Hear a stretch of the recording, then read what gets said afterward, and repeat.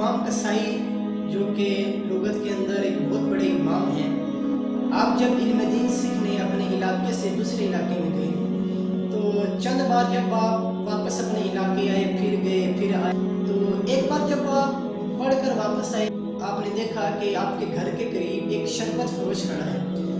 وہ جب بھی آپ واپس آتے جاتے وہ آپ کو دیکھتا رہتا۔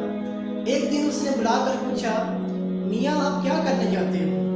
اس نے کہا کہ میں تو دین پڑھ رہا ہوں، میں کتابیں پڑھتا ہوں۔ اس نے کہا کہ دین پڑھ کر کیا کرو گے؟ دیکھو تم کتنے غریب ہو، کچھ کماؤ، کچھ خود بھی کھاؤ، عیش کرو، یوں زندگی گزارو، پڑھ کے کیا کرو گے؟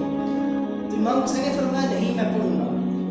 وہ شربت فروش کہتا ہے اچھا تم کیا پڑھتے ہو؟ تو آپ نے فرمایا یہ میرے ہاتھ میں کتابیں، میں یہ کتابیں پڑھتا ہوں۔ اس پر وہ شربت فروش کہنے لگا کہ مجھے کتابیں دو، میں شربت میں ڈالتا ہوں، بڑا میٹھا تیار ہوگا۔ مراد یہ تھی کہ پڑھ لکھنا چھوڑ دو، اس میں کچھ نہیں ہے۔ لیکن امام کسائی جو ہے وہ اپنے موقع پر ڈٹے رہے اور بالآخر آپ جب پڑھ کر اپنے علاقے میں آئے اور علاقے کے لوگوں کو پتہ چلا کہ ہمارے علاقے کے اندر ایک عالم دین آئے ہیں، تو یہ خبر پہنچتی اس وقت کے بادشاہ ہارون رشید تک پہنچی۔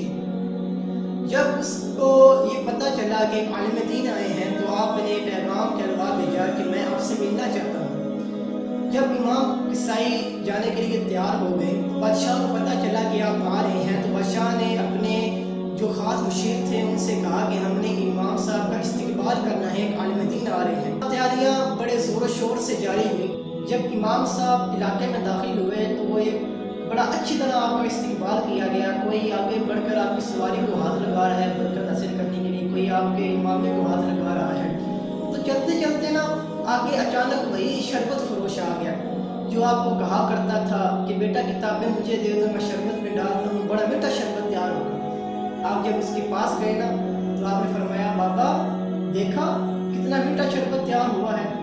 تو یہ علم دین کی خاصیت ہے کہ وہ غریبوں کو بھی امیر بنا دیتا ہے، اور جن لوگوں کا کوئی نام نہیں ہوتا، جن کو کوئی پہچاننے والا نہیں ہوتا، ان کو بادشاہ کے محلوں میں پہنچا دیتا ہے۔ اور حضور علیہ السلام کی حدیث پاک ہے کہ جب کوئی بندہ علم دین حاصل کرتا ہے تو اللہ تعالیٰ اس کے رزق کا ضامن ہے، اور اللہ تبارک و تعالیٰ اس کو وہاں سے رزق عطا فرماتا ہے جہاں سے اس کا گمان بھی نہیں ہوتا۔